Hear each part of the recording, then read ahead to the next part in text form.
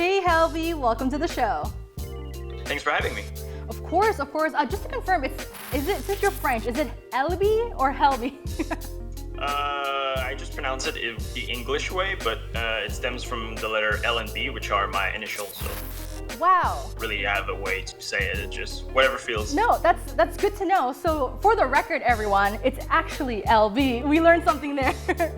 I'm so glad to be able to talk to you because I feel like you are in a very interesting position where you have been a pro player, but now are coaching. So what is it like? What's the transition like from going from pro player to coach? Well, when I made the transition, the coaching position was not, I think it was at its beginning. The only real coach, I think, in the scene was really Shask. So there was a lot of trying to do what he was doing, trying to understand his ways, but it's also, as a player, I think I understood the reality of a player and tried to just put a more analytical level on it and then just move from there. But it's been a learning experience. I don't really have a background in coaching before. I think I have a degree in business administration, so it's a lot of learning, but I think like being a player allowed me to maybe have a little hedge over people there. I find it interesting that, with coaching, the infrastructure for coaching, it seems like in Rainbow Six was it took a long time for, coaches and the infrastructure to be introduced to the scene, which when you look at other esports, like League or Dota, there's been coaches for a long time. So why do you think Rainbow Six from the esports side took so long to get the infrastructure?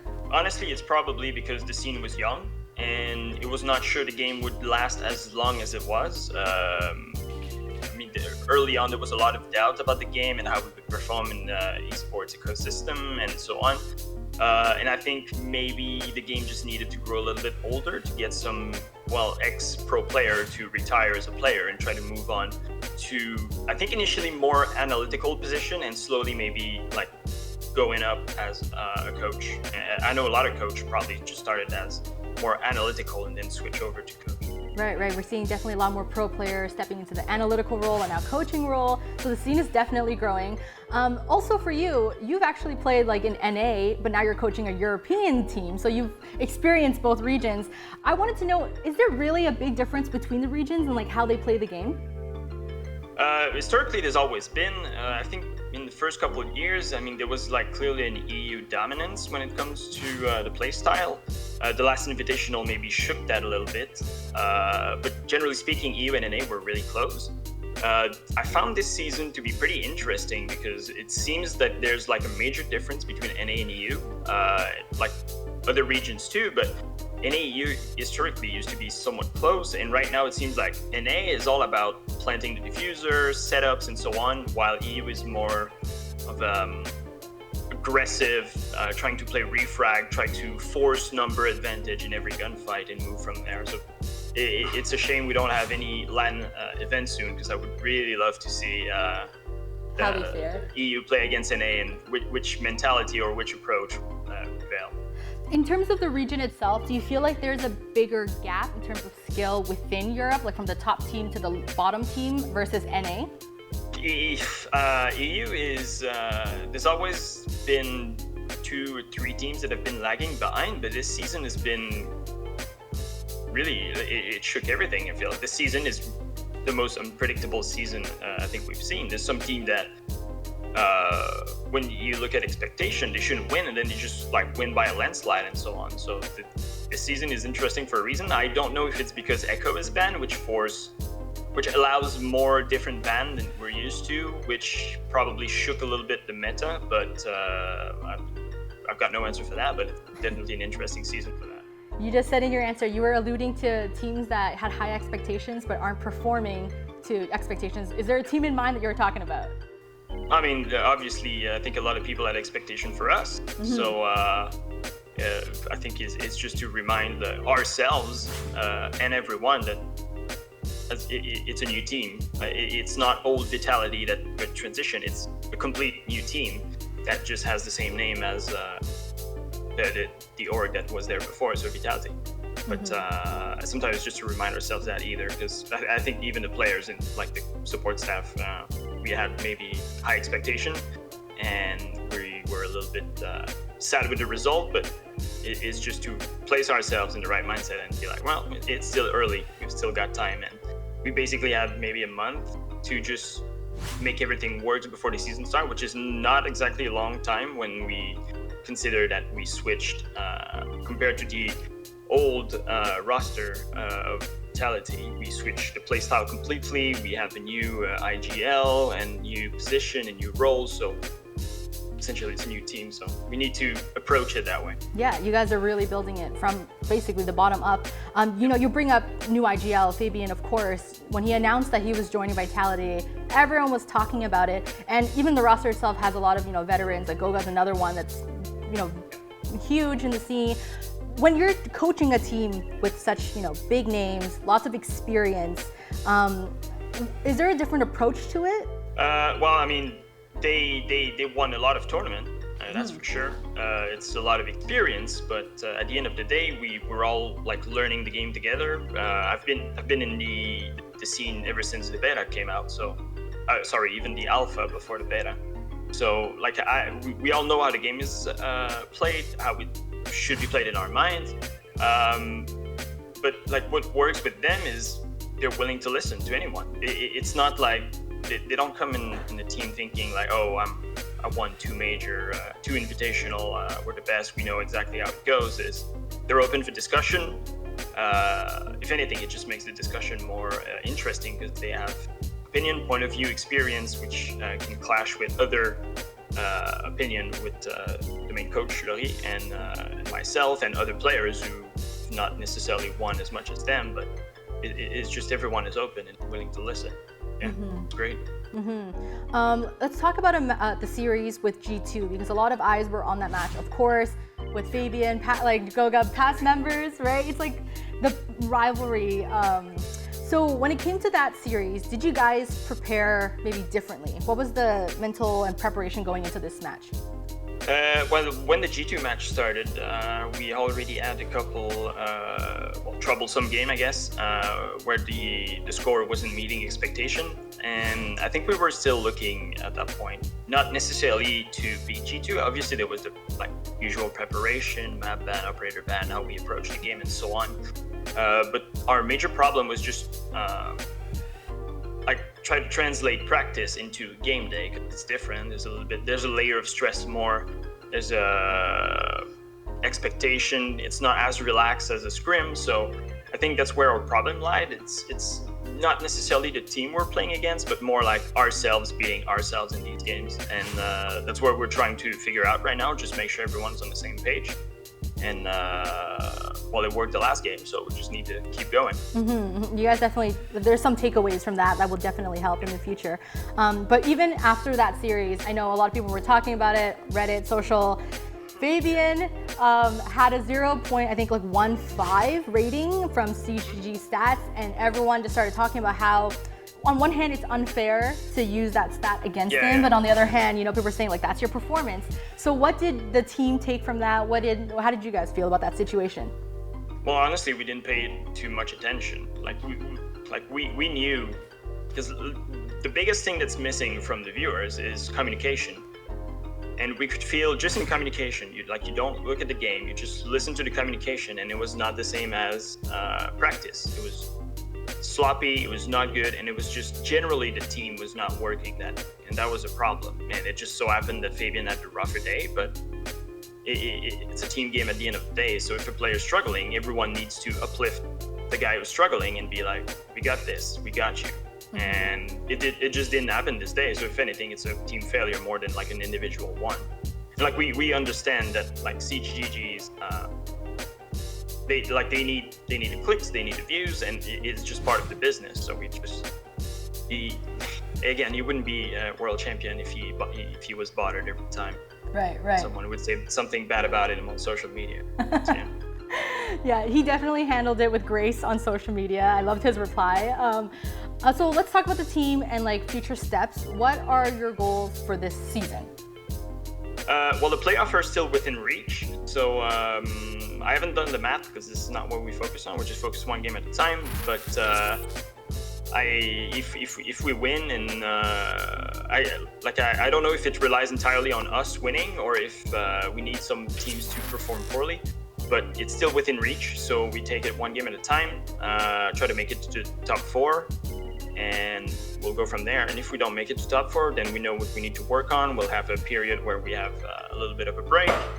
A break not to take a break, but a break to actually work on things that needs to be worked on. And hopefully COVID allows us to go to boot camp or something.